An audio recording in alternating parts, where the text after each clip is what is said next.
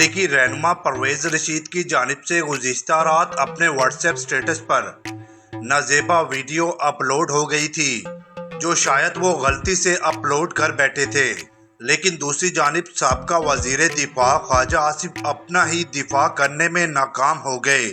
واضح رہے کہ نواز شریف کے استقبال کے لیے بلائے گئے ورکر کنونشن میں شریک خواجہ آصف پر کسی نامعلوم شخص نے سیاہی پھینک دی۔ ذلت ان لوگوں کا مقدر ہے، یہ جہاں مرضی چلے جائیں۔ ناظرین، آپ یہ پہلے ویڈیو ملاحظہ فرمائیں۔ یہ پاکستان کی